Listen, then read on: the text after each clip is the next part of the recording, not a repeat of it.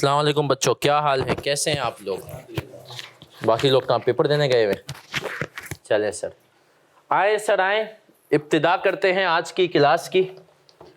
और आज की क्लास जो होगी उस क्लास में सर हम क्या पढ़ने वाले हैं? वही चीज़ जो बचपन में आपने पढ़ी हुई है ना सर? सर कुल मिला के 7 बातें पढ़ेंगे। Objective, scope, definition, initial measurement. Sir initial measurement का मतलब क्या होता है? पहले दिन अकाउंटिंग कैसे करेंगे, सही है सर। सब्सिक्वेंट मेजरमेंट, आगे जाके जो एसेट की जो है लाइफ बढ़ेगी तो हम अकाउंटिंग कैसे करेंगे। अदर एरियाज, बाकी जो एरियाज है उनको देखेंगे। और डिस्क्लोजर, सही है सर। ये बातें आज हम पढ़ने जा रहे हैं। IAS 16 के अंदर कुल मिला के ये बातें पढ़ेंगे। आज की जो हमारी जो बातें होंगी ना सर, ये 3 तो इंशाल्लाह हम कंप्लीट कर लेंगे, चौथी हमारी आधी होगी आज, सही है सर। अब आए सर आए, कल की क्लास को क्विकली जब तक आप लोग कॉपी करें मैं रिवाइज भी करवाता हूं हमेशा ना। कल की क्लास में हमने सर क्या बातें पढ़ी थी? कल की क्लास में हमने सर एक तो स्ट्रेटजी पढ़ी थी, कैसे जाना है। पर मेरे बैग में शायद होगा, देख ब्लू कलर का मार्कर नहीं है मेरा, ब्लू वाला मार्कर नहीं होगा यार मेरा, नहीं है देख, नहीं तो फिर मेरा बैग लिया, बैग में होगा या फैकल्टी रूम में होगा। सर कल की क्लास में हमने पढ़ा था कि हमें पता है कौन कौन से टॉपिक पे कितना कितना हमें डिटेल में जाने। हमने टेस्टिंग लेवल्स पढ़े थे। टेस्टिंग लेवल 1 का मतलब क्या होता है? मैक्सिमम कितने मार्क्स आएंगे?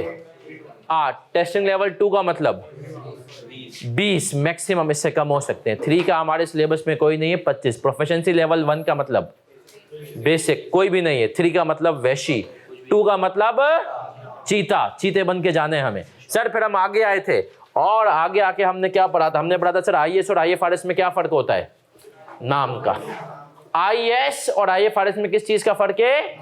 नाम का। पहले IAS आते थे, अब कोई IAS नहीं आ सकता, अब क्या आएंगे? IFRS।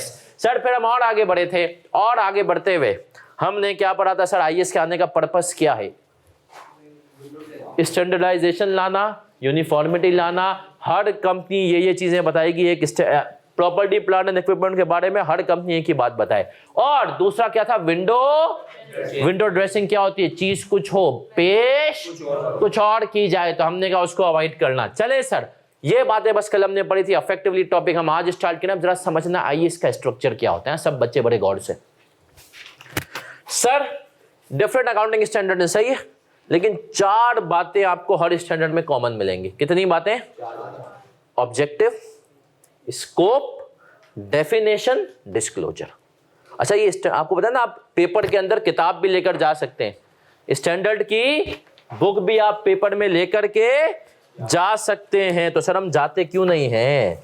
है ना, आपके दिमाग में सवाल आएगा, हम जाते क्योंकि ये तो आपकी सुस्ती और काहिली है। नहीं सर, सर आप इसलिए नहीं जाते क्योंकि आपको इस स्टेज पे जरूरत नहीं है, सही है। देखिए आपको अकाउंटिंग स्टैंडर्ड लेने हैं ना, तो आपको पता है वो बुक का सेट 5000 रुपये का आता है। मैं नहीं चाहता कि आप अभी लें कैफ में और फिर CA फाइनल में भी लें। तो कैफ बगैर अकाउंटिंग स्टैंडर्ड, हाँ मैं आपको बता दूंगा यूज़ कैसे करना है, सही है, लेकिन आपको पेपर में उसकी ज़रूरत इंशाल्लाह, क्योंकि अकाउंटिंग उसको ज़रूरत आती है जिसको चीज़ें दिमाग में ना हो। आपकी चीज़ें इंशाल्लाह सब दिमाग में होंगी, सही है। दूसरी इंपॉर्टेंट चीज़ कि सर CA फाइनल में लेना ज़रूरी है, उस टाइम पर हम इंशाल्लाह आपको कहेंगे कि आप खरीदें, अभी ज़रूरत आए सर। ऑब्जेक्टिव, सबसे पहले हर आइस ऑब्जेक्टिव क्यों आया, वजूद में क्यों आया? सर इसका ऑब्जेक्टिव बहुत आसान है। देखें ना, आप और मैं भी वजूद में है तो किसी पर्पस के लिए आए ना, ऐसे ही थोड़ी हम आगे वजूद में, है ना सर। कुछ ना कुछ काम अल्लाह को आपसे लेना है ना सर। तो अपने आप को भी इंपॉर्टेंट समझें। इसी तरीके से स्टैंडर्ड आया वजूद में।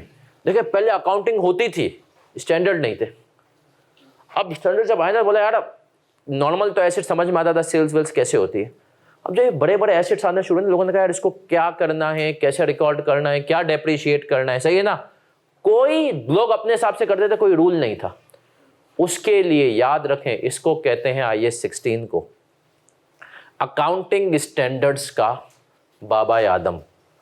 जब कोई स्टैंडर्ड नहीं था सबसे पहले, फिर सर ये क्या बात हुई, आया तो इसको IAS 1 कहते हैं, IAS 16 क्यों कह दिया? ऐसे ही जिसने बनाया उसको शुगल मिला, आज तक इसका जवाब नहीं मिला, सही है, उसने लग दिया नाम 16, तो उसको हम क्या पढ़ते हैं? IAS 1 अलग है, IAS 16 सबसे पहला है और नाम ही उसने क्या रिकॉर्ड किया है? 16। हो सकता है उसकी डेट ऑफ बर्थ तो 16, तो कहते हैं भाई 16 सही है। तो IS 16 property plant and equipment सबसे पहला स्टैंडर्ड। ऑब्जेक्टिव क्या है कि ये आया है हमें पीपी अकाउंटिंग सिखाने। क्या सिखाने? प्रॉपर्टी प्लांट एंड इक्विपमेंट की अकाउंटिंग के लिए ये आया है। सर इसके अलावा इसका कोई मकसद नहीं आने का? नहीं सर, इसका कोई मकसद। क्लियर है? पक्की बात है सर। ऑब्जेक्टिव यही होता है कि क्यों आया। हम पढ़ेंगे हर स्टैंडर्ड के आने का कोई ना कोई मकसद होगा। तो अगर जब आप पढ़ेंगे ना इसको डिटेल में, जरूरत ही नहीं है, टाइम वेस्ट करेंगे। देखिए मैं आपको बता ना, स्मार्ट स्टडी है, मुझे पता है कहाँ एफर्ट्स लगवाने कहाँ नहीं। मुझे पूरी कहानी लिखी है कि यार इस टाइम पे ये हुआ, हमें जरूरत ही नहीं है। बोलेंगे पीपी अकाउंटिंग की है ना, पेपर में ये पूछेगा। आता हूं सर अगली चीज। नौजवानों आप उम्मीद है मेरे साथ होंगे। स्कोप। स्कोप पता है क्या होता है? किन चीजों पे ये अप्लाई होगा, किन चीजों पे ये अप्लाई होगा। स्कोप हर एक का क्या होता है सर? स्कोप है। मेरा स्कोप क्या है? KNS में पढ़ाना। मैं पास के किसी और इंस्टीट्यूट में जाके क्लास में पढ़ाना शुरू करूंगा, मुझे उठा के बाहर फेंक देंगे, बोलेंगे भाई आप हो कौन, आप क्यों पढ़ा रहे हो? सही है, लेकिन KNS में नहीं। तो मेरा स्कोप क्या है? इसका स्कोप क्या है? ये हमें सिर्फ पीपी की अकाउंटिंग सिखाता है। सही है सर। तो ये अप्लाई होगा, apply on all kinds of PP transaction, property transaction. जहां जहां पूरे अकाउंटिंग में पीपी मतलब प्रॉपर्टी प्लांट एंड इक्विपमेंट की बात आएगी, कौन अप्लाई होगा? IS 16। इसके अलावा किसी और ने बात ही नहीं की। कहीं भी पीपी की बात आई, बाकी सब हाथ खड़े कर लेंगे, बोलेगा भाई मैं हूं ना, मैं सिखाऊंगा। क्लियर है सर? पीपी अकाउंटिंग पे कौन अप्लाई होगा? अब आए सर, मैं ना खुद जब तक सादी बातें करूं ना बोर हो जाता हूं, तो आप आओ इंटरेस्टिंग बातें करते हैं। अब आते, ये तो समझो ये चीजें ऐसी थी, ये पेपर में नहीं आएंगी ऊपर की जो दो बातें पढ़ी हैं, हाँ पता होनी चाहिए। अब आते हैं sir property plant and equipment होता क्या है। पहले तो इसको जरा समझते हैं। प्रॉपर्टी से तुम्हारे दिमाग में क्या आता है? डिफरेंट तरह के हमारे पास एसेट होते हैं ना, AC है, बिल्डिंग है, मतलब क्या आता है सर? प्रॉपर्टी से हमारे दिमाग में आना चाहिए लैंड एंड बिल्डिंग, है ना सर? तो अब जरा सब इसको कॉपी बाद में करना। हमारी क्लास का रूल होगा, जब मैं कहूं ना कॉपी करना है तब करना है, वरना नहीं। चाहिए सर, समझने पे फोकस हो। प्रॉपर्टी का मतलब क्या होता है? लैंड और बिल्डिंग। फिर इसने कहा एक चीज तो हम प्रॉपर्टी को डिस्कस करते हैं, दूसरी चीज प्लांट। अब प्लांट में इसका पता है क्या मकसद है? ऑल टाइप्स ऑफ मशीन्स या मशीनरी कह लें, जो कि कहां यूज होती है? Used in production, used in production manufacturing. सही है सर? क्लियर है? और तीसरी चीज क्या है इसमें? इक्विपमेंट। अब सर ये इक्विपमेंट मतलब क्या है? सिंपल अल्फाज में वो मशीनरी जो प्रोडक्शन के अलावा यूज होगी, उसको हमने क्या नाम दिया? सही है sir? Machines other than production machinery. सही है सर? क्या मैं यहां तक क्लियर हूं? अब सर ये तो इसके लफ्जी मायने हमने बता दिए। प्रॉपर्टी में से लैंड एंड बिल्डिंग को लिया, प्लांट में अब सर इसके अंदर फैक्ट्री में यूज होने वाली जितनी भी मशीनरी हो जाती है ना, सब आ जाती है, प्रोडक्शन में यूज हो रही है। सही है सर? अब यूनिलीवर की फैक्ट्री में जाओगे तो नूडल्स बनाने की मशीनें अलग हैं, कस्टर्ड बनाने की मशीनें अलग हैं, आइसक्रीम कॉर्नेटो की मशीन अलग है। वो सारी की सारी किसमें आ जाएंगी? इक्विपमेंट, प्रोडक्शन के। सर मुझे बताइए AC एक मशीन है कि नहीं है? है। लैपटॉप एक मशीन है कि नहीं है? है। ये सारी की सारी, फोटोकॉपी मशीन होती है, मशीन है, इक्विपमेंट। पंखा। सही है सर? तो इसने एक तरह से सारे फिक्स एसेट को कवर कर लिया। सर ये तो मैंने आपको खुल के बता दिया कि इसकी डेफिनेशन एक होती है हमारी लफ्जी डेफिनेशन जो कि आपको समझ में आ जाए, एक होती है स्टैंडर्ड की डेफिनेशन। अब आप लोगों ने IS 16 तो पढ़ा हुआ है PRC में, जिन्होंने पढ़ा हुआ है जरा बताओ स्टैंडर्ड क्या कहता है? प्रॉपर्टी प्लांट एंड इक्विपमेंट क्या होते हैं? बताओ क्या हुआ, अभी पेपर देना है भाई, जिसने नहीं दिया। क्या डेफिनेशन है? Property plant and equipment are, कुछ ऐसे शुरू होती है, तुक्का लगाओ। टेंजिबल, टेंजिबल का मतलब क्या होता है?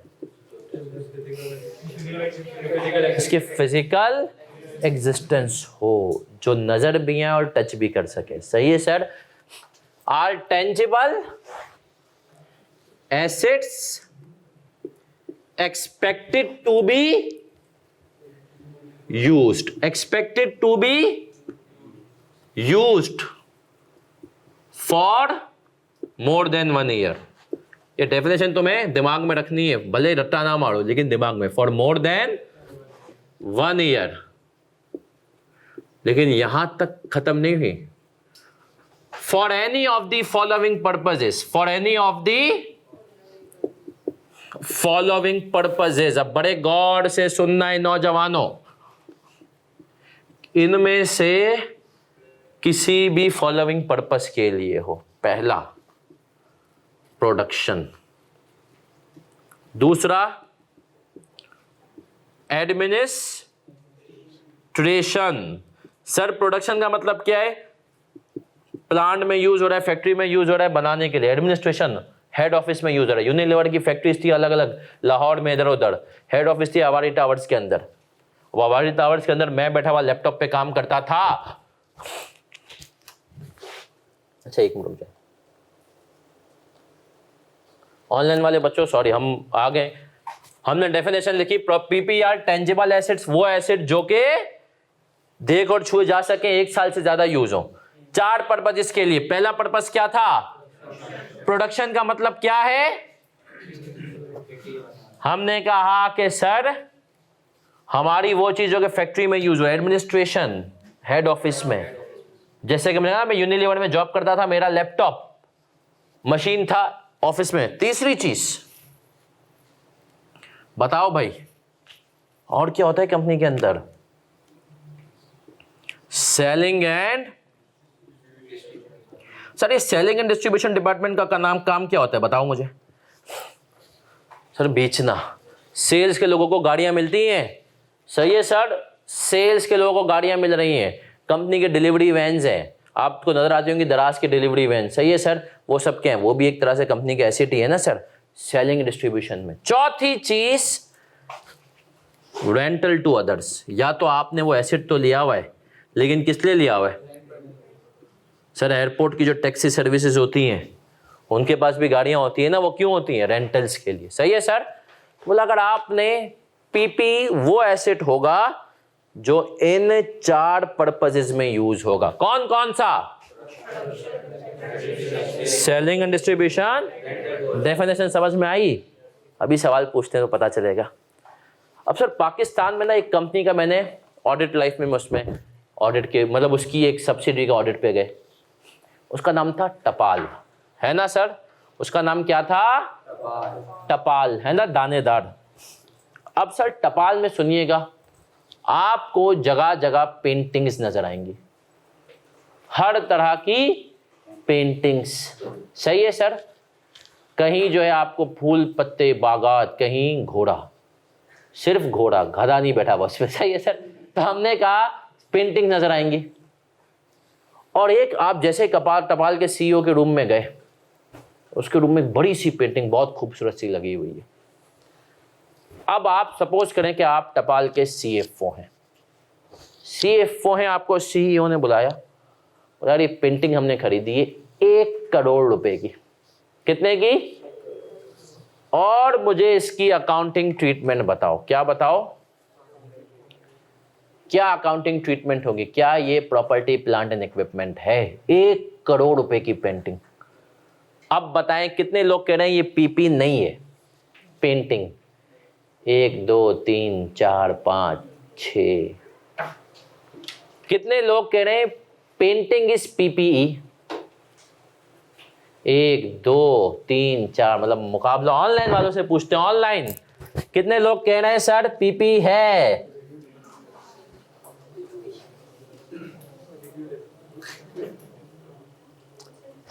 सर मतलब मुकाबला है कांटेदार है ना, टक्कर का मुकाबला है। अच्छा, जो लोग कह रहे हैं पीपी नहीं, वो फिर से हाथ उठाएंगे। अच्छा, अब जो कह रहे हैं नहीं है, तो उनसे एक सवाल है, आप सपोज करें आप CFO, आपने कह दिया, छूटते ही कहते नहीं है। CEO ने कहा भाई देख, लोग मुझसे मीटिंग के लिए आते हैं, बिजनेस मीटिंग्स होती हैं, वो आते हैं ना, तो एक पेंटिंग एक चीज़ होती है, वो देखते हैं इम्प्रेस। अब आपको ये सर, एक होता है रेपो बिल्डिंग ना, इसके ऊपर आज के स्टोरी टाइम में बात करेंगे, रेपो बिल्डिंग क्या होती है ना, कि आप किससे कैसे क्लाइंट से रेपो बिल्डिंग करते हैं। बोला यार पेंटिंग एक चीज़ होती है, तो बोला यार उसको वो आते हैं, इम्प्रेस होते हैं, बोलते हैं अच्छा भाई पेंटिंग तो बहुत अच्छी है। मैं कहता हूँ हाँ यार ये है वो है, फिर मैं उनसे ज़रा बातें, इसी तरीके से बातचीत शुरू होती है, और फिर मुझे उनको बेचना बड़ा आसान हो जाता है, मतलब कोई भी बिजनेस डील करना बड़ा आसान। तो उन्होंने कहा कि यार ये तो मेरे हिसाब से तो सेलिंग के काम आ रही है, तो फिर तुम क्यों कह रहे हो कि ये पीपी नहीं है? बताओ कितने लोग अब कह रहे हैं कि सर ये पीपी है?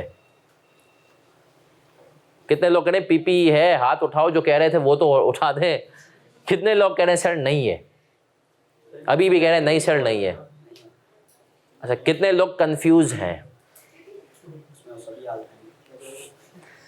अब सर आए, देखो मकसद तो चार ही है, पेंटिंग के ऊपर आते हैं। हमने कहा प्रोडक्शन में तो यूज नहीं हो रही, ना एडमिन में यूज हो रही है ना सर, ना रेंटल में। हाँ एडमिन में हम कह लेते यूज होती है, अगर कोई ऐसा बड़ा आपका वो होता, लाइट्स होती ना, तो हम कहते थे चलो यार ये डेकोरेटिव लाइट्स हैं, लेकिन लाइट तो दे रही है ना।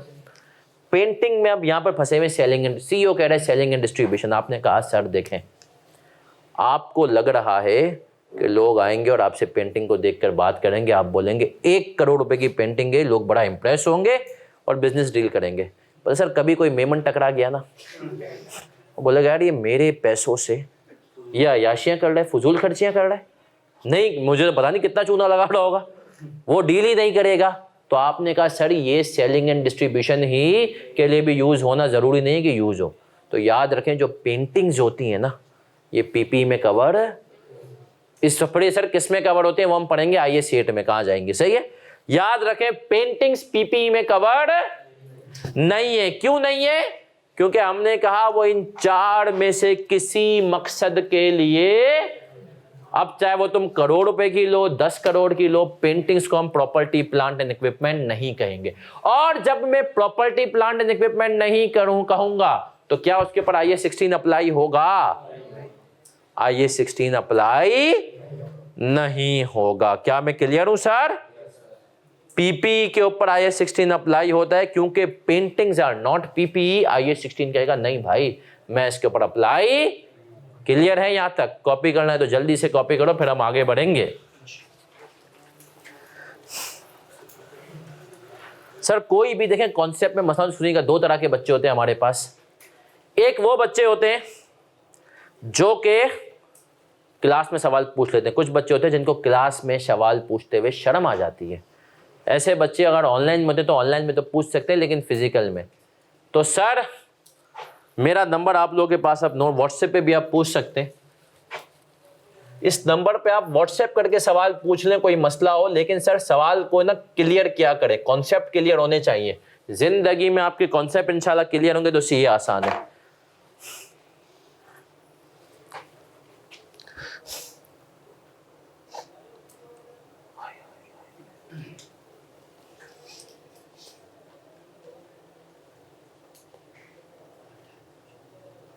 कॉन्सेप्ट्स क्लियर होना बहुत जरूरी है। पीआरसी में तुम लोगों ने IAS 16 वाकई में पढ़ा हुआ है ना, फिर डेफिनेशन क्यों नहीं पता थी? चैप्टर को ऐसे ही करके जाते, बट डेप्रिसिएशन निकालना सीख गए काफी ना। सर याद रखें, मैं आपको एक और बात बताऊं, इसको जितने अच्छे से समझ, पता है क्यों? जब तुम लोग इंशाल्लाह पास आउट हो जाओगे, और इवन जब फर्म के इंटरव्यूज में सबसे ज्यादा सवाल पता है किसके होते हैं? IAS 16 के। पूछो क्यों? क्योंकि जो इंडस्ट्री में बंदा बैठा है ना, उसको बाकी सारे IAS भूल गए होते हैं ये उसको याद होता है, तो वो इसी के ऊपर सवाल पूछता है। सही है सर कि भाई ये बताओ ये क्यों ऐसा है, सही है? तो याद रखो इसके ऊपर सबसे ज्यादा सवाल तुम्हें मिलेंगे, बाकी सबको भूल जाएगा, उसको ये याद होगा कि हाँ भाई पता क्या चाहिए। और ये सवाल तो बहुत मशहूर सवाल है पेंटिंग्स के ऊपर। कि पेंटिंग पीपी है, या मैं यूनिलीवर में था तो वहाँ पे एसीसी वाले बच्चों के हम इंटरव्यू लेते थे, तो हम एसीसी वालों को इस सवाल में बड़ा जो है ना घेरते थे, और 90% बच्चे नहीं दे पाते थे जवाब। तो कहते थे सर ना पीपी है।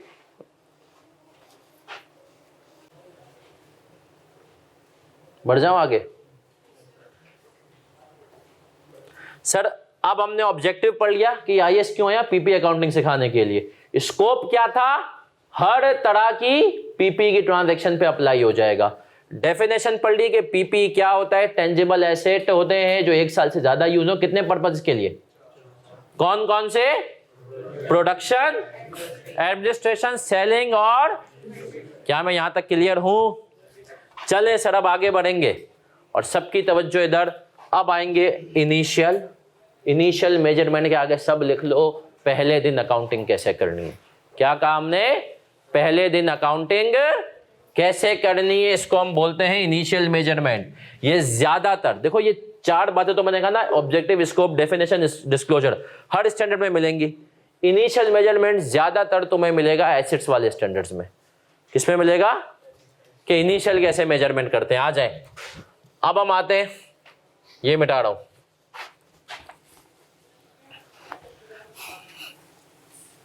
इनिशियल मेजरमेंट, पहले दिन अकाउंटिंग कैसे करनी है। तो हमें कहा गया कि भाई देखो, पहले दिन जो है ना, पहले दिन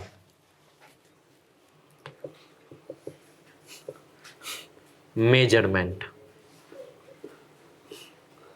पहले दिन कोई भी एसेट होगा वो मेजर्ड किस पे होगा, कॉस्ट पे। किस पे मेजर होगा, कॉस्ट पे। जितने में भाई तुझे पढ़ा है सिंपल अल्फाज में ना। अच्छा मुझे बताओ एक बात है, ट्रू या फॉल्स कहना है तुम लोगों ने, पहले दिन cost is equals to market value, yes और नो? यस। तो सर मैंने मार्केट वैल्यू पर लिखा, तो यह बात याद रखना, पहले दिन कॉस्ट किसके बराबर होगी, मार्केट वैल्यू। हो सकता है आगे जाके मार्केट वैल्यू चेंज हो जाए, जैसे हमारे मुल्क में गाड़ियों के साथ हो रहा है ना सर। यारिस जब लॉन्च हुई थी 25 लाख की, आज 55 की है, सही है बाद में, लेकिन पहले दिन cost is equals to fair value. अब आते हैं सर, इसने कहा पीपी की जो कॉस्ट होगी ना, उसके पता है कितने कंपोनेंट्स हैं, 3 कंपोनेंट्स हैं। कितने कंपोनेंट्स हैं, 3 कंपोनेंट्स। अब ये बात भी आपको याद रखनी है मेरा बच्चा। सर कॉस्ट के अंदर 3 बातें आती हैं। पहली चीज होती है, अभी कॉपी नहीं करना, परचेस प्राइस। क्या होती है, परचेस प्राइस। अब सर ये परचेस प्राइस क्या चीज होती है, सुनिएगा, लिस्ट प्राइस। लिस्ट प्राइस क्या होती है पता है, जो उसकी ऑफिशियल प्राइस। आप कोई भी सामान लेने जाएं, अभी मेरे घर में कलर हो रहा था, तो ना उन कलर वालों को एक पूरा एक प्राइस का वो मिलता है ना, बोलते हैं यार ये लिस्ट प्राइस है। ये बेसिकली कंपनी के हिसाब से इतनी प्राइस होनी चाहिए। अब दुकानदार को फॉर एग्जांपल कलर का एक आता है क्वार्टर के 1400 रुपए का, उसकी लिस्ट प्राइस है, दुकानदार को पड़ता है 1000 रुपए का। अब दुकानदार चाहे तो वो 1200 में दे सकते हैं, तो भी उसको 200 का फायदा है ना सर। कंपनी कह रही है 1000 काम से लो, 1400 का आम आदमी को भेजो। अब दुकानदार कंपटीशन के चक्कर में कितने में बेच रहा है सर, केएनएस के कोर्स की फॉर एग्जांपल प्राइस है 20,000 रुपए। अब केएनएस बच्चे को डिस्काउंट में अगर 16-17 का दे रहा है तो वो 3000 डिस्काउंट है, लेकिन लिस्ट प्राइस क्या होगी, जो कि मेन एक्चुअल प्राइस है। अच्छा इसके लिए स्टैंडर्ड में तो लिस्ट प्राइस का वर्ड यूज हुआ है। अब मैं तुम्हें ये भी सिखाऊंगा आईकेप क्या शरारतें करता है। आईकेप इसको कभी कभी प्यार से रिटेल प्राइस भी कह देता है, तो घबराना नहीं है। सही है सर, क्या मैं यहां तक क्लियर हूं? अब आते हैं सर, इसमें से वो कहता है आप इसमें ऐड करोगे नॉन रिफंडेबल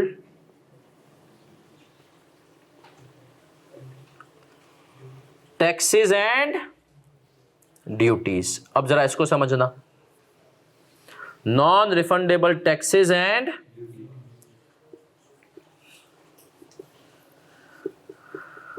अब सर जैसे हमारे मुल्क में हो रहा है, कुछ गाड़ी की अब आप खरीदते हैं ना, उसके ऊपर उन्होंने कुछ टैक्सेस लगा दिए जो कि आप सेल्स टैक्स, ये आप पढ़ेंगे सर मुनीर के साथ इंशाल्लाह, सेल्स टैक्स हम एडजस्ट कर सकते हैं, लेकिन वो आप समझे अब काफ़ी नॉन रिफंडेबल कर दिए।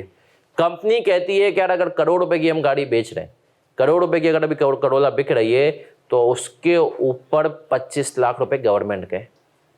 कितने गवर्नमेंट के? कंपनी उसका कुछ भी नहीं क्लेम कर सकती। कुछ गवर्नमेंट को ये नहीं कहेगी कि यार हम तो देख वैसे ही तुझे टैक्स देने कमा के वापस दे दे, नहीं।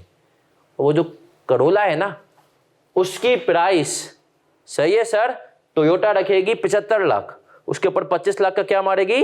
टैक्स। तो आपकी परचेज प्राइस का हिस्सा नॉन रिफंडेबल टैक्सेस भी हो जाएंगे। इसी तरीके से ड्यूटीज क्या होती हैं पता है सर? देखें बॉस, हमारा मुल्क अनफॉर्चुनेटली क्या है, इंपोर्ट सेंट्रिक मुल्क है ना, इंपोर्ट्स हम बहुत करते हैं बाहर से माल।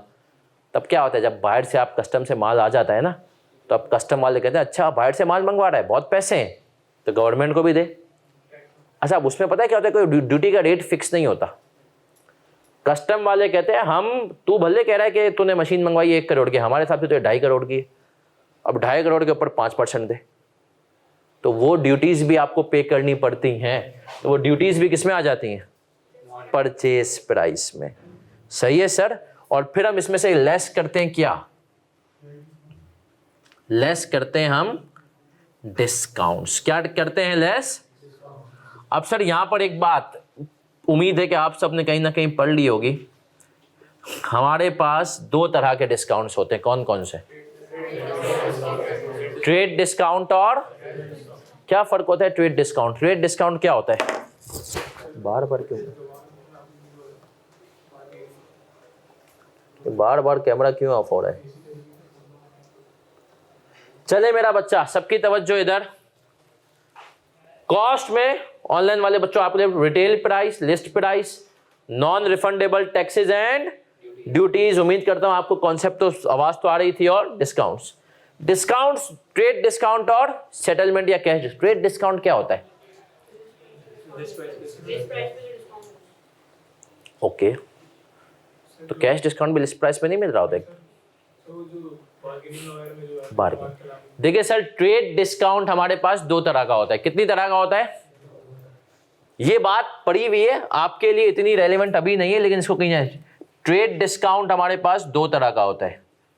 एक होता है बार्गेन डिस्काउंट। कभी गई हो अम्मी के साथ शॉपिंग पे? हाँ, तो ये समझ में आ गया होगा है ना सर, तो जो अम्मी डिस्काउंट कर रही होती हैं, ये चीज इतने की नहीं इतने की। मंडी में जाते हो जानवर लेने, तो वहां पर भी तुम क्या कर रहे होते हो? Discount, bargain. 100 रुपए की चीज अम्मी ने कहा 40 की, आप दुकान से ही बाहर निकल गए। आप सही है। तो वो क्या होता है? Bargain discount. सर एक इसमें होता है बल्क परचेज डिस्काउंट। ये क्या होता है? सर बल्क परचेज डिस्काउंट होता है कि यार ज्यादा मोहल्ले में होता है ना, आलू 30 रुपए के 1 किलो, 50 रुपए के 2 किलो। ये क्या है? Bulk purchase. तुम लोग शायद उस जमाने से नहीं हो, बट हम लोग थे। तुम लोगों ने कभी दुकानों में जाके वीडियो गेम्स खेली हैं? उसमें याद है 1 रुपए का 1 टोकन, 5 रुपए के 6 टोकन। वो क्या था? Bulk purchase. 1 लेगा तो बेटा 1 रुपए का मिलेगा, लेकिन जो है अगर तू 5 रुपए देगा तो तुझे 1 टोकन इजाफी। वो क्या था? Bulk purchase. कोई भी डिस्काउंट हो यहां से माइनस ये हो जाएगा। अच्छा सर एक होता है कैश डिस्काउंट। अब सर ये कैश डिस्काउंट क्या चीज होती है? या अर्ली सेटलमेंट।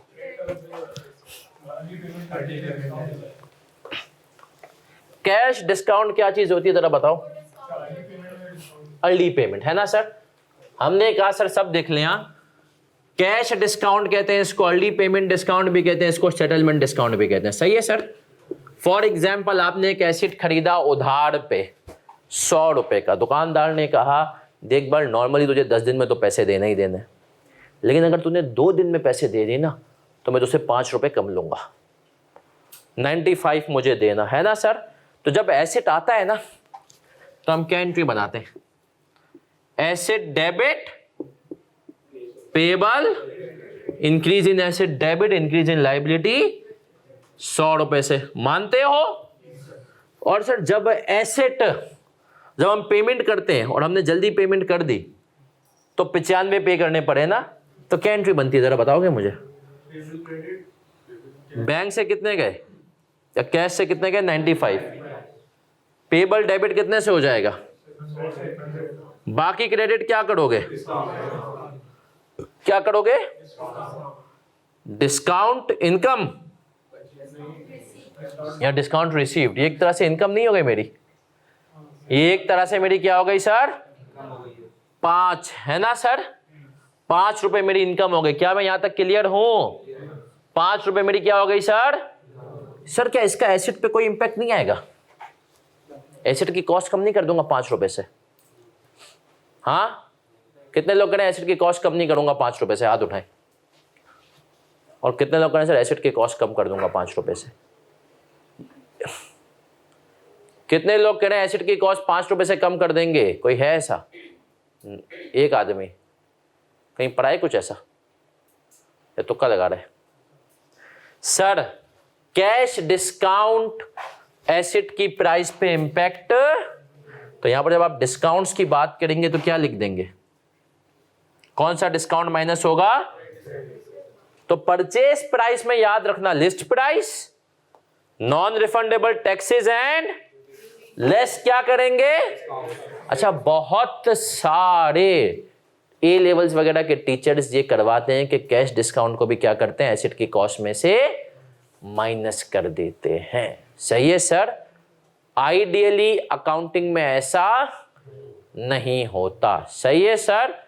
ए लेवल्स के लेवल पे, इंटर के लेवल पे तो चल जाता है, लेकिन प्रॉपर जब हम अकाउंटिंग की बात करते हैं तो ऐसा, हाँ, आईकेप में भी एक बातचीत चल रही है। आईकेप में भी कुछ टीचर्स ने कहा है कि देखें सर इसको आप, क्योंकि देखो हर चीज देखें स्टैंडर्ड है ना, अकाउंटिंग स्टैंडर्ड आया, इसने बहुत सारी बातें क्लियर कर दी, बट इसने कुछ चीजों में जो है ना क्लियर नहीं की। अब उसके ऊपर क्या होता है, हर एक की अपनी जजमेंट है। जैसे हम देखते हैं इतने सारे जो हमारे पास मजहब में मसलक है, वो क्यों है? लोगों ने एक लाइन का, किसी ने मतलब कुछ लिया, किसी ने मतलब कुछ लिया। तो यहां पर भी ये वाले सीन है, लेकिन दुनिया में जो ज्यादातर जर्नली एक्सेप्टेड प्रिंसिपल है वो यही है कि कैश डिस्काउंट एसेट की कॉस्ट का हिस्सा जो है हम उसको इंपैक्ट नहीं करता है। कैश डिस्काउंट को हम डिस्काउंट रिसीव्ड या अदर इनकम के तौर पर रिकॉर्ड कर देते हैं। सही है सर? तो अब आ जाए, यहां तक हम क्लियर है? कोई सवाल किसी का? कॉपी कर लें, जल्दी से कॉपी करो, फिर हम आएंगे दूसरी चीज जो सबसे इंपॉर्टेंट है, जिसमें आप फिर आज की पूरी क्लास एंजॉय करेंगे। हम कितने लोग इंटर बैकग्राउंड के हैं मेरी तरह, और कितने लोग ए लेवल्स के हैं? एक आदमी, 2, 3। कितने लोग कॉमर्स के हैं, मतलब इंटर कॉमर्स? और कितने लोगों ने मेरी तरह इंजीनियरिंग की थी? अच्छा हुआ फिर आगे नहीं गए। सही है?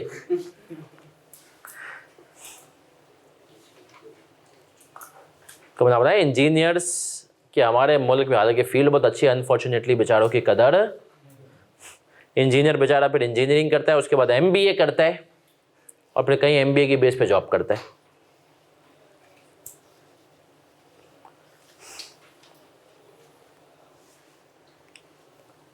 क्या चीज बेटा जवेरिया रिपीट करनी है? हाँ बेटा सर, नॉन रिफंडेबल टैक्सेस तो गवर्नमेंट टैक्सेस होते हैं, लेकिन कंपनी की तो कॉस्ट ही है ना। देखें सर, आप जो एक कोकोमो खाते हैं, कितने का चला आजकल? 10 रुपए का। 10 रुपए वाले कोकोमो के ऊपर आपको पता है आप 18% टैक्स दे रहे हैं। सही है? तो जो कैंडीलैंड कंपनी है उसको पैसे मिलेंगे कोई 8.5 रुपए के आसपास, और 1.5 रुपया गवर्नमेंट का है, लेकिन वो 1.5 रुपया आपकी तो कॉस्ट का ही हिस्सा है ना, तो आपको तो 10 का ही पड़ेगा ना। आप ये थोड़ी कह सकते कैंडीलैंड वाले को भाई तेरे तो 8.5 के, तो 8.5 ले, मैं गवर्नमेंट में खुद जमा कराऊंगा, नहीं। तो सर ये बेसिकली है, ठीक है?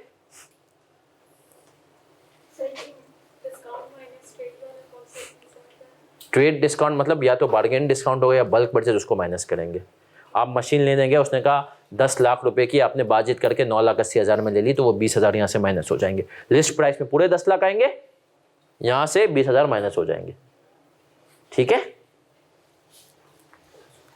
सर? प्रैक्टिकल लाइफ में डिस्काउंट मिलते हैं? बिल्कुल मिलते हैं।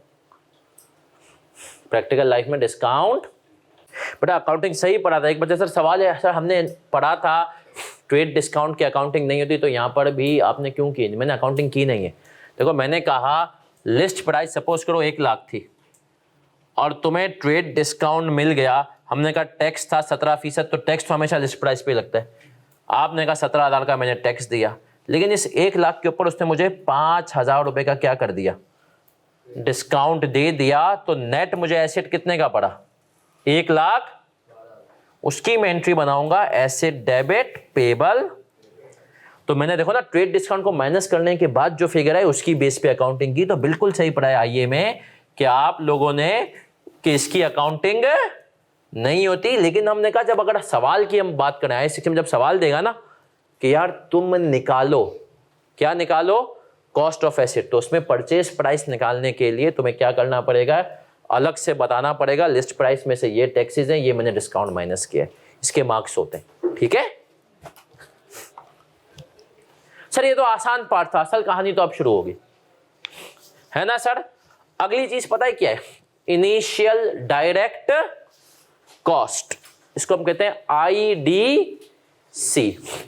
आ जाए सर, ये मिटा दो ट्रेड डिस्काउंट। अगली चीज क्या है? Initial direct cost. अब सर इसका ना सबसे पहले सब बच्चे उर्दू में लिख लें नीचे, इसका मतलब क्या होता है इनिशियल डायरेक्ट कॉस्ट का? हर वो कॉस्ट जो एसेट को काबिल इस्तेमाल हालत में लाने के लिए जरूरी हो। क्या होता है सर? हर वो चीज नहीं, हर वो कॉस्ट, हर वो कॉस्ट जो एसेट को काबिले इस्तेमाल हालत में लाने के लिए क्या हो? जरूरी हो। हर वो कॉस्ट जो एसेट को काबिले इस्तेमाल हालत में लाने के लिए जरूरी हो, उसको हम प्यार से क्या बोलेंगे? Initial direct cost. सही है सर? अब ये आई के अपने बड़ा ये उसने स्टैंडर्ड बड़ी ओपिनियन बात कर दी, हर वो कॉस्ट, हर वो। अब बड़े गौर से सुनना, हम हर उस कॉस्ट की बात करेंगे, एग्जांपल्स देंगे। सही है? आपने मशीन ली, आपने मशीन ली, अब बड़े गौर से सुनना, और मशीन आपने ली कहां से? जर्मनी से। दुनिया भर में आपको पता है ना सर, इंजीनियरिंग हब कौन सी जगह कहलाती है? जर्मनी, जहां पर मशीनें बनती हैं, सब कुछ। इंजीनियरिंग हब तो जर्मनी है, लेकिन लोग ज्यादातर मशीनें किससे खरीदते हैं? चाइना, जापान वाले दौर सर, जापान से तो महंगी। क्यों सर? चाइना का रूल बड़ा सिंपल है, वो बोलते हैं हम रिसर्च एंड डेवलपमेंट में खर्चा नहीं करेंगे। जर्मनी तुम बहुत अच्छे हो, तुम मशीन बनाओ, तुम सोचो क्या होगा कैसे होगा, तुमने बना ली, हम वो एक मशीन खरीदेंगे, उसको खोल के देख लेंगे कैसे बनाई, और फिर हम क्या करेंगे? क्योंकि सर आपको पता है जो मशीनें होती है ना, उसमें असल कॉस्ट किसकी होती है? रिसर्च एंड डेवलपमेंट की। यार हमने इतनी मेहनत की, तो चाइना की चीजें क्यों सस्ती होती हैं? उनको मेहनत ही नहीं करनी पड़ती, वो इंतजार करते हैं दुनिया में किसने कोई अच्छी चीज बनाई, वो एक दफा वो अच्छी चीज खरीद लेते हैं, उसको फिर खोल करके देख लेते हैं क्या लगा हुआ है, उसके ऊपर अप्लाई करके अपना का प्रोडक्ट। सही है? और इसको हम कहते हैं, तो आपको पता है बहुत सारे मुल्क में एक रूल है, कोई नई मशीन आती है ना तो डायरेक्ट किसी चाइनीज कंपनी को नहीं बेचते, उनको पता है ये गेम हो जाएगी। सही है? तो जाहिर सी बात है, आप खुद सोचें सर, अगर आपने इतनी मेहनत से कोई चीज बनाई और किसी ने उसको कॉपी कर लिया, तो इसीलिए सर आ जाएं। अब आते हैं इनिशियल डायरेक्ट कॉस्ट। आपने जर्मनी से एक मशीन मंगवाई सर, मशीन मंगवाई, आपने सप्लायर को बोला कि यार नहीं तो 10,000 यूरोज मांग रहा है, मेरे हिसाब से बहुत ज़्यादा, इसको कम कर, उसने कर दिया। आपके गवर्नमेंट ने उसके ऊपर ड्यूटीज लगा ली, वो सब तो आ गई ना। अब आते मशीन को लाने के लिए, अब जरा प्रोसेस समझना। मशीन जो आएगी ना सर, वो आपके पास कहाँ से आ रही है? अब जर्मनी में जो सप्लायर है ना, उसका यार तू पाकिस्तानी, तेरे पे भरोसा कैसे करूं? बोला यार देख तू है बहुत अच्छा, इधर तुम्हारे मुल्क के हालात ऐसे चल रहे हैं, तो मैं भरोसा कि तू पेमेंट करेगा, और तुम कह रहे हो कि यार अगर तुझे मैंने एडवांस में पेमेंट कर दी तू मशीन देगा, मैं कैसे भरोसा करूं?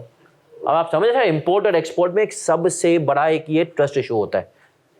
तो उसके लिए एक इंस्ट्रूमेंट हमारे पास होता है जिसको हम कहते हैं लेटर ऑफ क्रेडिट। क्या कहते हैं? Letter of credit.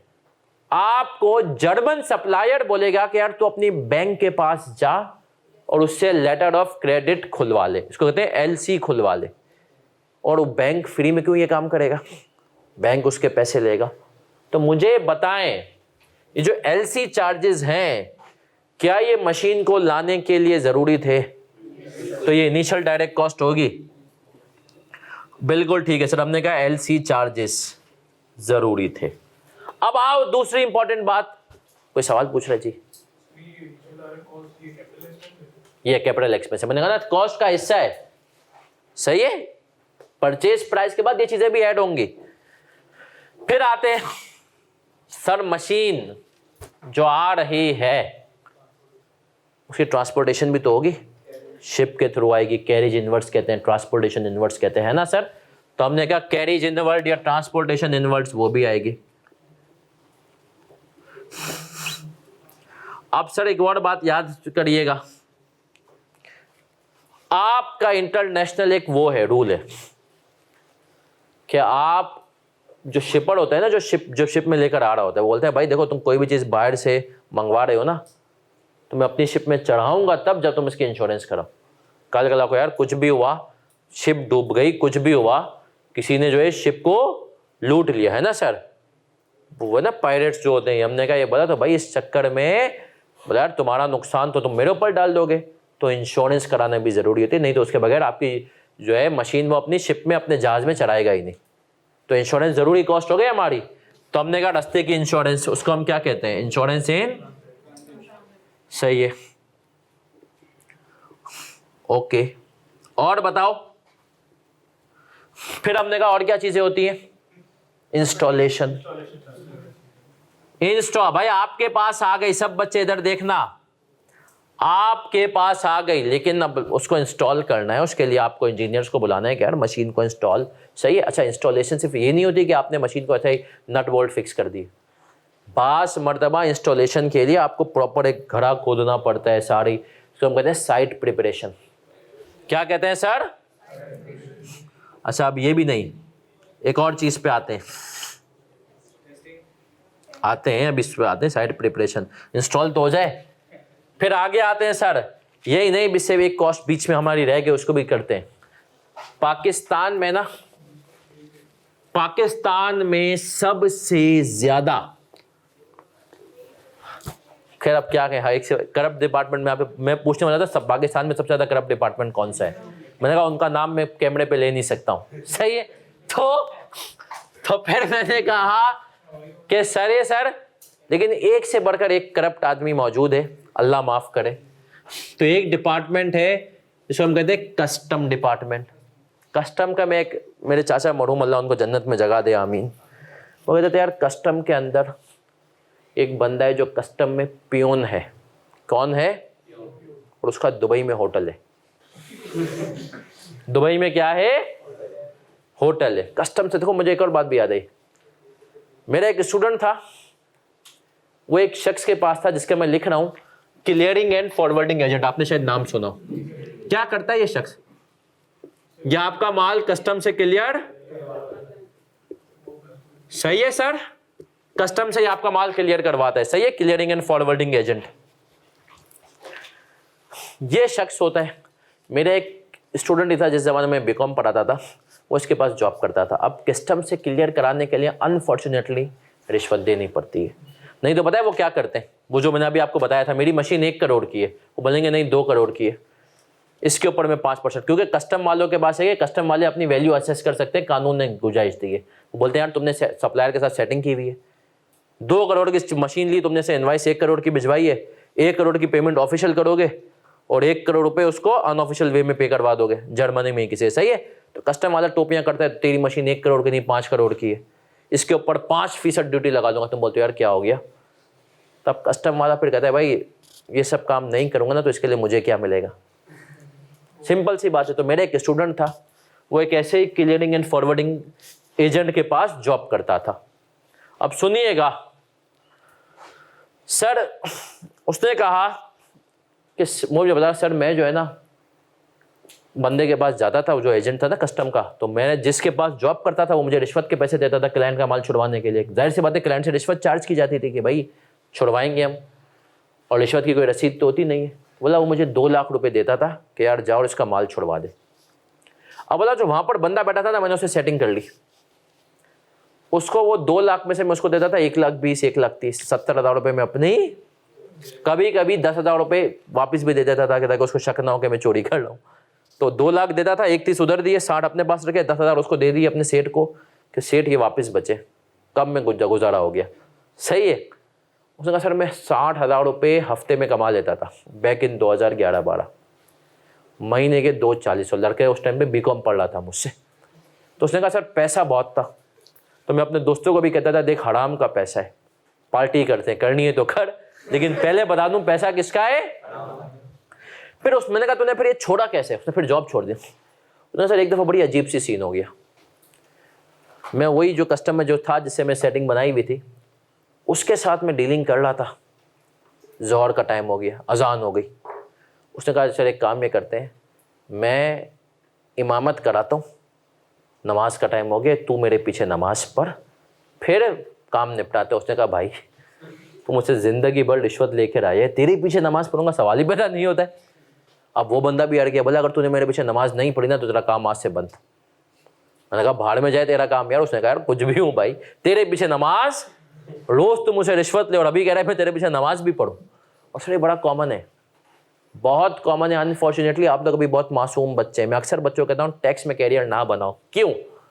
अभी पिछले दिनों ये मेरे साथ वाकया हुआ है, पिछले दिनों मैं ना टैक्स के वाले काम नहीं पकड़ता जो 2 नंबर। अब एक मसला ये हुआ कि यार एक मेरे भाई के ससुराल के रिश्तेदार का कोई काम आ गया टैक्स का, मजबूरन मुझे देखना भी पड़ा। तो अब उनको एक नोटिस आ गया था, मैं कस्टम ऑफिसर के पास गया, मैंने कहा सर ये चीज़ें इनकी गलती हैं। अच्छा वो कस्टम ऑफिसर मेरे सामने ही आए ना, ऑफिस में आए, और आते ही उन्होंने अपने कंप्यूटर ऑन किया और सूरह रहमान की तिलावत लगा ली। अब सूरह रहमान चल रही है, सब मैं इंतज़ार कर रहा हूँ। फिर मुझे कहते हैं क्या हुआ ना, तो मैंने बोला कि सर देखें ये इनसे रिटर्न गलत फाइल हुआ है, कोई मसले की बात नहीं, ये हुआ ना। बोला यार सबको छोड़, ये बता रिश्वत कितनी देगा। अब सूरह रहमान चल रही है, मैंने कहा सर या तो इसको बंद कर दें या इसको पूरा होने दें, फिर आप ऐसी बातें करें। तो उसका आप कैलिबर देखें। उसने कहा कि यार इसको पूरा होने देते, फिर पूरा होने के बाद उसने मुझसे बात की। सही है। अच्छा मेरी मतलब साहब मुझे बड़ा अफसोस भी हुआ ये, खैर उसने बात की। मैं नीचे उतरा, मेरा एक दोस्त है ना जो इस किस्म की चीज़ें देखता है, मैंने कहा यार इन हराम खोरों के साथ कैसे काम करता है। अच्छा उसका मैंने देखा व्हाट्सएप पे आ रहा है अल्लाह इज़ ग्रेट। मैंने कहा तो कैसे इनके साथ काम कर रहा है भाई। अच्छा 90% ऐसे हैं, 10% शायद अच्छे भी हो, 5-10%, लेकिन मेरे। अब सर उसने मुझे बताया क्या बोला, बोला तू तो ये बात कर रहा है, बोला एक मर्तबा यही कस्टम वाला, मुझे बोला यार वो क्लाइंट से रिश्वत जल्दी पहुंचा, मुझे उम्रे पे जाना है, उसके लिए टिकट के पैसे बुक कराने। तो ये अल्लाह माफ़ करे, हराम इतना नॉर्मलाइज हो गया, गुनाह को गुनाह भी नहीं समझ रहे, तौबा कैसे करेंगे। तो खैर सर अब जो ये लोग होते हैं ना, ये ज़रूरी अगर आपका माल पोर्ट से आ रहा है ना तो ये आपको क्लियर करवा के देते हैं, तो इनकी जो कॉस्ट है तो वो भी आती है ना सर। इसको हम कहते हैं क्लियरिंग एंड फॉरवर्डिंग कॉस्ट। क्या मैं यहां तक क्लियर हूं जी? अब आता हूं इस पर, रुक जा। Clearing and forwarding. अब सर सुनना, आप पोर्ट से माल लेकर निकले, क्या मसला है बार बार क्यों बंद हो रहा है, आ जाए सर। आप पोर्ट से माल लेकर के निकल गए। अब सर 2 तरह की कॉस्ट, एक तो उसने कहा सर बाहर निकले पुलिस ने रोक लिया, चल भाई ये चालान वो चालान खर्चा पानी। इसी तरीके से ये भी नहीं, आप कराची में पोर्ट है, लाहौर माल लेकर के जा रहे हैं, रास्ते में टोल टैक्सेस वगैरह ये सारे पैसे देते, क्या ये भी कॉस्ट का हिस्सा बनेंगे? Yes sir. इनको पता है क्या नाम कहते हैं? इनका नाम होता है ऑक्ट्राइज चार्जेस। क्या होता है? छोटे मोटे चार्जेस। क्या मैं यहां तक क्लियर हूं? अब और आगे आते हैं। सर आपने मशीन मंगवाई, इंस्टॉल हो गई, सारी चीजें आ गई। अब बड़े गौर से सुनना सर, उसमें फिर क्या हुआ सर? फिर ये हुआ कि अब आपने कहा प्रोडक्ट मार्केट में फेंकने से पहले उसको टेस्ट कर लेते हैं, कुछ मसला हो तो पता चल जाए। तो आप टेस्टिंग करते हैं ना सर, तो आप उसको कहते हैं टेस्टिंग कॉस्ट। और याद रखें ये हमेशा क्या होता है? नेट ऑफ प्रोसीड्स, जरा इसका मतलब जरा कॉन्सेप्ट सुनिएगा सर। टेस्टिंग सैंपल, आपने टेस्टिंग तो की, लेकिन आप कभी कभी अपने जो टेस्ट सैंपल होते हैं ना उनको भी बेचते हैं, मार्केट से कम में बेचते हैं। एक्चुअल प्राइस अगर 30 रुपए की है और आपकी कॉस्ट 20 रुपए की आती है तो आप 15 रुपए का टेस्टिंग के तौर पे बेच देते हैं। सही है सर। अब होगा क्या, मैंने एक टेस्टिंग में एक यूनिट बनाया, उस पर हमने कहा उसमें होता है कॉस्ट माइनस सेलिंग प्राइस, ये चलता है। उसकी कॉस्ट आपको 20 रुपए आई थी और आपने जब उसको बेचा तो आपने 15 रुपए का बेच दिया, तो नेट 5 रुपए आएंगे टेस्टिंग कॉस्ट में। क्या आएंगे सर? सर क्या कभी उल्टा हो सकता है कि हमने टेस्टिंग के प्रोडक्ट कोई महंगा बेच दिया? हो सकता है, तो फिर वो नेगेटिव हो जाएगा, बट यूजुअली होता, क्योंकि सर टेस्टिंग में कंपनी सैंपल ही बेचती है, अक्सर तो फ्री में ही बेच देती है। जब फ्री में बेचेगी तो पूरे 20 रुपए आ जाएंगे। सही है, मरना ही है। यहां तक क्लियर है? पक्की बात है। अब इसमें शरारतें डालूं, प्रैक्टिकल लाइफ शरारतें होंगी। मैं एक कंपनी में जॉब करता था, उस कंपनी का नाम था लोड्स लिमिटेड। आज भी वो कंपनी जो है कंपनी और लिस्टेड कंपनी है, मैं उसमें जॉब नहीं करता। अब सर उस कंपनी को जो है ना एक दिन एक ख्याल आया कि हम पहिया बनाते। क्या बनाते? पहिया बनाते हैं। सुनना, अब उस पहिए को बनाने के लिए, उस पहिए को पाकिस्तान में मशीन ढूंढे, मिले ही नहीं, तो फिर वो गए दुनिया भर में कि यार कहाँ से मशीन मिले। ऑस्ट्रेलिया में पता चल गया कि ऑस्ट्रेलिया में गाड़ियों का बहुत मसला हो गया था, महंगाई वहाँ पर भी किसी ज़माने में गाड़ियाँ बहुत महंगी हो गई थी, और फिर वहाँ पर कोई इंपोर्ट रिस्ट्रिक्शन नहीं थी, तो लोगों ने लोकल तो गाड़ियाँ लेना ही छोड़ दी थी, इंपोर्टेड ही करवाते थे। तो उन्होंने क्या कर दिया, ऑस्ट्रेलिया में प्लांट बंद कर दिया। उस कंपनी ने कहा पहिया बनाने का प्लांट हम ले लेते हैं। अब सौदा हो गया, डील क्या हो गई सर? डन। अब सर जब डील डन हुई ना, तब उन्होंने देख लिया भाई प्लांट गए। अब प्लांट, अच्छा ऑस्ट्रेलिया में लेबर बहुत महंगी है, ऑस्ट्रेलिया में लेबर बहुत महंगी है। तो उस कंपनी ने कहा था हम बेचते ना तो एज इस कंडीशन में बेचेंगे। क्या मतलब? ये अभी जिस पोजीशन में हमारे पास लगा हुआ है ना, इसी पोजीशन में बेच रहे हैं। इसको यहाँ से उखाड़ना उठाना, जाहिर सी बात है, पूरा प्लांट होता है, उसको डिसमेंटल करना होता है। सही है, वो कॉस्ट भी तुम बेयर करोगे, क्योंकि लेबर के खर्चे हम बेयर नहीं करेंगे। सही है भाई। उस कंपनी ने कहा हम बेयर करेंगे। अब मुझे बताओ, प्लांट मैंने खरीद लिया, सौदा हो चुका है, पैसे भी दे चुका हूं, लेकिन वहां पे ऑस्ट्रेलिया से उस प्लांट को उखाड़ना, जहां पर वो लगा हुआ था, क्या उसकी कॉस्ट इनिशियल डायरेक्ट कॉस्ट में आएगी? यस सर, आएगी। क्यों आएगी? जरूरी है काबिल इस्तेमाल, नहीं तो वहां पे थोड़ी इस्तेमाल तो यहां करना है ना भाई। चलें जी, हमने लेबर लगाई, उसकी कॉस्ट आ गई। अब सुनिएगा, यहां पर प्लांट आ गया। अब ये प्लांट इंस्टॉल कैसे करें? लोकली बंदा ही नहीं मिल रहा। अब बोला कहां से लाए, तो बोला अरे बनाया तो ये प्लांट कोरियंस ने था, वो इसको इंस्टॉल करेंगे। कोरियंस से राब्ता किया कि भाई हम तो नहीं कर सकते, तुम इंस्टॉल करो। कोरियंस ने कहा ठीक है। कोरियंस ने कहा हम अपनी पूरी टीम बेचेंगे 15 दिनों के लिए, सॉरी 15 क्या 1.5 साल के लिए। बहुत बड़ा प्लांट था, अरबों रुपए का प्लांट था। 1.5 साल के लिए हमारी पूरी टीम आएगी। अब मुझे बताओ, वहां से कोरियंस के साथ सौदा डन हो गया। कोरियंस की टीम कैसे, पैदल तो नहीं आएगी, जहाज में आएगी। तो उनकी कराची लाने तक की कॉस्ट, क्या एसिड की कॉस्ट में चार्ज होगी? Yes sir. अब कोरियन यहां पर आ गए, सड़कों तो नहीं रखोगे, सड़कों पे रखोगे तो मार देगा कोई यहाँ पे। सही है। तब आपने कहा भाई तुझे, अब कोरियंस के लिए कंपनी ने डिफेंस में बंगला बुक करवाया, 3-4 लाख रुपए किराया। कोरियंस को डिफेंस में बंगला बुक करवा दिया। अब कोरियन जो डिफेंस का उसका बंगले का किराया देना, क्या वो कॉस्ट में आएगा? आएगा, जरूरी है भाई। एसिड को इंस्टॉल कोरियन करेगा। अब आ जाओ, नॉर्मल खाना पीना चल रहा था, तो कहेगा नॉर्मल खाने पीने की कॉस्ट आएगी कोरियंस के? हाँ सर। खाएगा नहीं तो काम कैसे चलेगा? लेकिन फिर क्या हुआ, कोरियंस आए 1 हफ्ता काम पे, उसके बाद कोरियंस छुट्टी। कंपनी ने फोन किया, भाई कहाँ हो? बोला यार पेट खराब है, यहाँ का खाना हमें चल नहीं रहा। तो बोला आप क्या करें? बोला यार 2 काम करो, हमारा वहाँ पर एक शेफ है, उसको बुलाओ। बोला देखो अब तो फंस गए ना, तुमने 15 को बुला लिया काम पे, उसको शेफ को बुलाया गया, शेफ आया, शेफ ने कहा यार देखो तुम कहाँ ये खाने खाओगे, तुम्हारी तो आदत कुत्ते बिल्लियों की है, और यार इनको तो जो खाते हैं वो लाओ।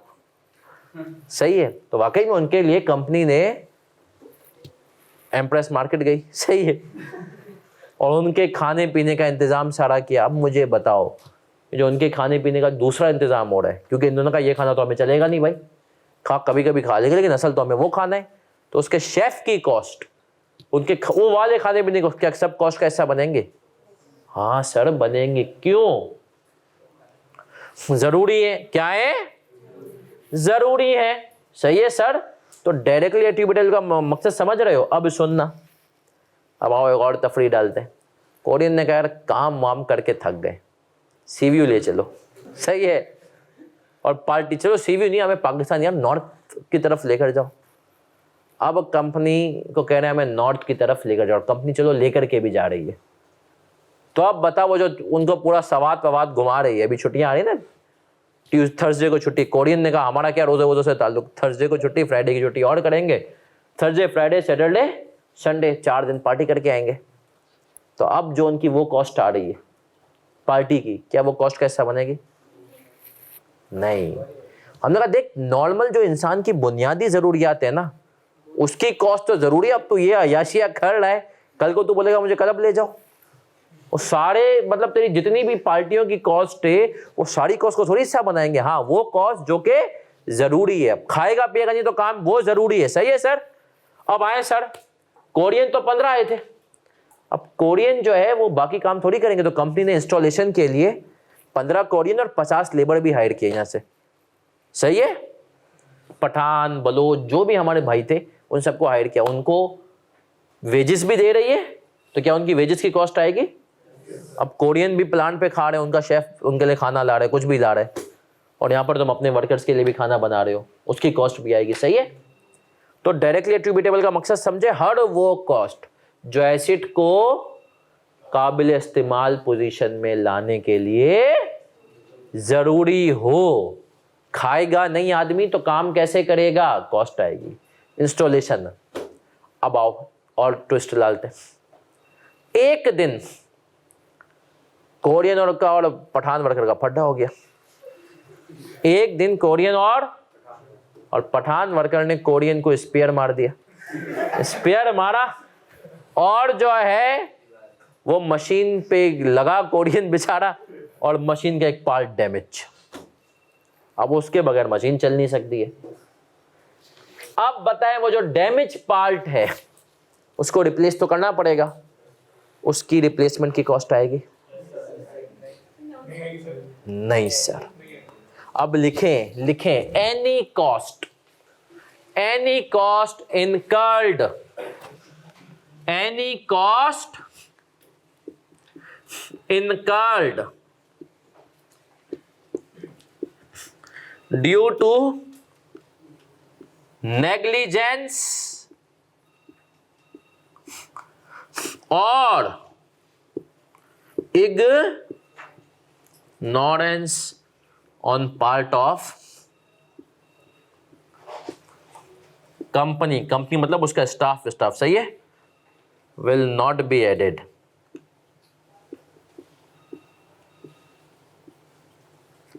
in cost of asset।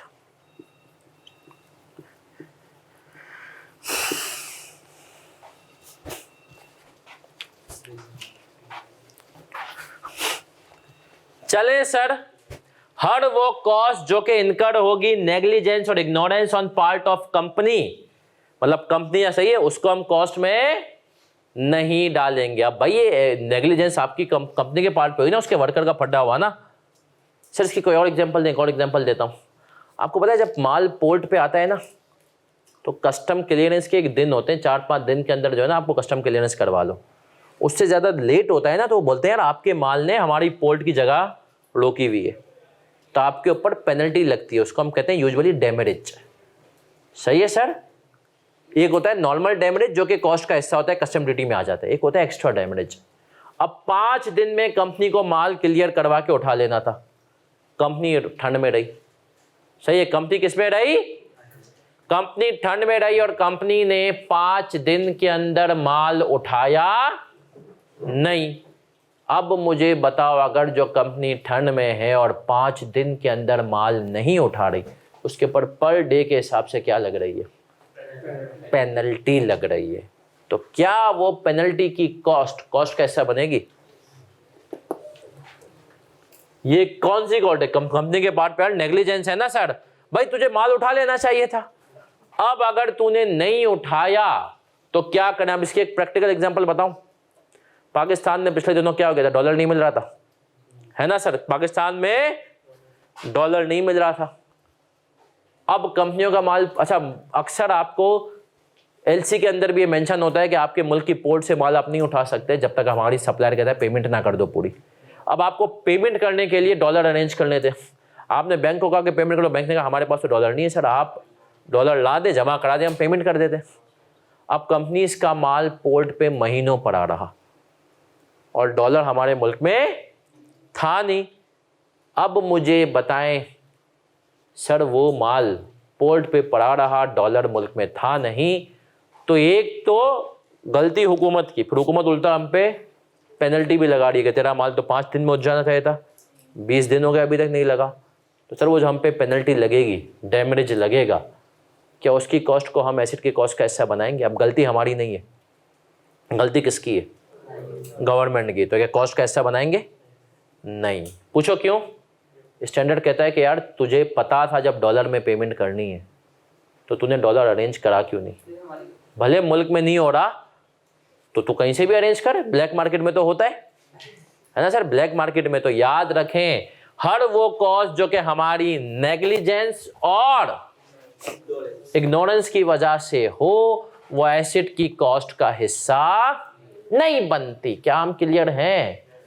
तो सर आज की क्लास को अगर हम समराइज करें तो हमने IAS 16 में क्या पढ़ा? ऑब्जेक्टिव, पूरी अकाउंटिंग की ट्रांजैक्शन, पीपी की ट्रांजैक्शंस के लिए ये आया। स्कोप क्या है? हर तरह की पीपी ट्रांजैक्शन को देखेगा, सही है? पीपी के अलावा किसी चीज को, पीपी क्या होता है हमारे पास? प्रॉपर्टी मतलब लैंड एंड प्लांट, मतलब वो मशीनरी जो किसमें यूज हो? प्रोडक्शन में। और हमने कहा इक्विपमेंट जो कि अदर देन प्रोडक्शन की मशीनरी हो। स्टैंडर्ड ने कहा पीपी क्या होता है? Tangible asset. कितने पीरियड के लिए यूज होंगे? मोर देन 1 अकाउंटिंग पीरियड। और किस पर्पस के लिए यूज होंगे? Production, administration, selling and distribution. और अगर इनके अलावा है कोई तो नहीं। हमने एग्जांपल पढ़ी पेंटिंग, है ना सर? पेंटिंग इसके अंदर। फिर हमने कहा सर इनिशियल मेजरमेंट पहले दिन कैसे रिकॉर्ड करोगे? इसने कहा कॉस्ट। अभी कॉस्ट का एक और कंपोनेंट है, एक और डंडी आना बाकी, जो कल पढ़ेंगे, मतलब अगली क्लास जो अगले हफ्ते होगी, सही है? मंडे को होगी अगली। परचेज प्राइस हमने कहा सर क्या होता है? लिस्ट प्राइस, इसमें से डिस्काउंट माइनस करते हैं, नॉन रिफंड और ट्रेड डिस्काउंट, और ऐड करते हैं नॉन रिफंडेबल टैक्सेस एंड, ये आसान पार्ट है। इनिशियल डायरेक्ट, सिंपल अल्फाज में हर वो कॉस्ट जो एसिड को काबिले इस्तेमाल हालत में लाने के लिए क्या हो, जरूरी हो, उसको हम क्या बोलते हैं? Initial direct cost. सही है सर? फिर आगे आते हैं और हमने कहा कि सर नॉर्मल चीजें थी, पर हमने कोरियन की एग्जांपल पढ़ी। कोरियन को वहां से लाना, उसको वहां से प्लांट को इंस्टॉल करना, कोरियन के खाने पीने का इंतजाम करना, सारी चीजें हैं। उनकी तफरी की कॉस्ट को हम नहीं लेंगे, और वो कॉस्ट जो कि नेग्लिजेंस, इग्नोरेंस के बिहाफ पे हो जाए, कोरियन को स्पेयर पड़ गया, मशीन टूटी, वो कॉस्ट, माल पोर्ट पे पड़ा रहा, वो कॉस्ट नहीं लेंगे। तो क्या हम यहां तक क्लियर हैं? पक्की बात है सर? सर अगली क्लास में इंशाल्लाह इसी को आगे लेकर के चलेंगे। एक बच्चे का सवाल आया, ब्लैक मार्केट क्या होती है? जहां पे सब चीजें ब्लैक हो रही होती हैं सर, जहां पर एक अनऑफिशियल मार्केट होती है। देखें, एक ऑफिशियल मार्केट होती है हुकूमत के हिसाब से 280 रुपये। एक आदमी कहता है भाई मुझे पता है 280 रुपये हुकूमत के रेट है, इस पर मैं बेच ही नहीं सकता हूँ। तो वो कहता है यार मुझे कोई ऐसी मार्केट बताओ जहां पर मैं अपने रेट पे बेच सकूं। तो वो जो अपने रेट पे बेचने वाली मार्केट होती है उसको हम क्या कहते हैं? डॉलर का मेरे ख्याल में अभी नॉर्मल रेट शायद 270 के आसपास चल रहा है ऑफिशियल रेट। ब्लैक मार्केट में 300 रुपये चल रहा है। सही है? क्योंकि जो बंदा ब्लैक मार्केट में बेच रहा है वो पता है उसको कि यार मैंने खुद डॉलर 285 में लिया है। सही है सर। आए सर, अब मैंने आपको क्लास में आज शुरू में कहा था कि एक चीज़ होती है जिसको हम कहते हैं रेपो बिल्डिंग, और ये चीज़ आपको इंशाल्लाह काम आएगी खास तौर पे ऑडिट फर्म में। अब ऑडिट फर्म में सर ये रेपो बिल्डिंग क्या होता है आपको पता है ना, आपकी ज़िंदगी का सबसे पहला मकसद तो ऑडिटर बनना है। आप लोग क्या करेंगे सर, ऑडिटर इंशाल्लाह बनेंगे। जब आप लोग अभी आर्टिकल्स खत्म हो, उसके कैफ खत्म होगा, फिर आप आर्टिकल्स पे जाएंगे तो आर्टिकल्स में आपको ऑडिट ही करना है। सही है सर। और ऑडिटर दुनिया की सबसे मासूम मखलूक, क्योंकि उसको चूना लगाना बहुत आसान। सही है। आप सोचो तुम 1 साल जो खराफाते करते रहे हो, वो बेचारा 1 महीने में आके क्या पकड़ लेगा। सही है। तो अब आए सर, लेकिन पता है अब आपकी ज़िंदगी में ना ऑडिट फील्ड में जब आप जाएंगे इंशाल्लाह, तो आप ऑडिट किसका करते हैं, कंपनी की बैलेंस शीट P&L का ना, उसके पीछे लेजर्स का। अब उसे डेटा निकालना बहुत मुश्किल काम होता है, और आपको पता है सर एक अनजान आदमी से डेटा निकालना मुश्किल काम होता है, लेकिन जब उससे जान पहचान हो जाए तो उससे फिर आप ताल्लुकात बना सकते हैं। हम जान पहचान आपकी तो होती नहीं है कंपनी में, लेकिन जब आप क्लाइंट पे जाते हैं ना तो आपको रेपो बिल्डिंग करनी पड़ती है। मैंने अपनी ज़िंदगी में 2 दफ़ा रेपो बिल्डिंग की। पहली दफ़ा रेपो बिल्डिंग की, मैं क्लाइंट पे गया, छोटा सा क्लाइंट था। अब वो क्लाइंट बहुत बिजी था, एक ही आदमी था, अकाउंट देखता था, छोटी सी कंपनी थी। जब मैं PwC में आर्टिकल्स कर रहा था, उसके पास बेचारे के पास टाइम ही ना हो। अच्छा, लोगों के पास काम के लिए टाइम नहीं होता, बातों के लिए टाइम होता है। फैक्ट है ना सर। आपके पास पढ़ाई के लिए नहीं होगा, लेकिन रील्स देखने के लिए टाइम है ना सर। तब हमने कहा काम के, अच्छा उसके पास काम के लिए टाइम नहीं था, लेकिन मुझे पता उसको पढ़ाई, उसको बाकी जो है ना, इसके पास बातों के लिए टाइम है। मैंने देख लिया था ना। अब टीम जा रही है, डेटा वेटा नहीं दे रहा। मैंने कहा यार कुछ जुगाड़ करते हैं। अच्छा, मुझे पता था बेचारा 7-8 बजे तक भी बैठता है। यूजुअली 5:30-6 बजे लोग चले जाते हैं, हम भी भाग जाते थे। एक दिन मैं बैठ गया, मैंने कहा आज के बाद आज बैठते हैं, दोस्ती बनाते हैं। फिर 6 बजे मैं उसके पास बैठा, 6:30 बजे ना। अच्छा, मैंने देखा काम करते करते ना कोई टेनिस का मैच वैच चल रहा होता है, तो उसका स्कोर चेक कर रहा है, उसका कभी लाइव स्ट्रीमिंग चेक कर रहा है। मैंने कहा इसको टेनिस का शौक है। मैंने टेनिस के बारे में मुझे पता ही नहीं था।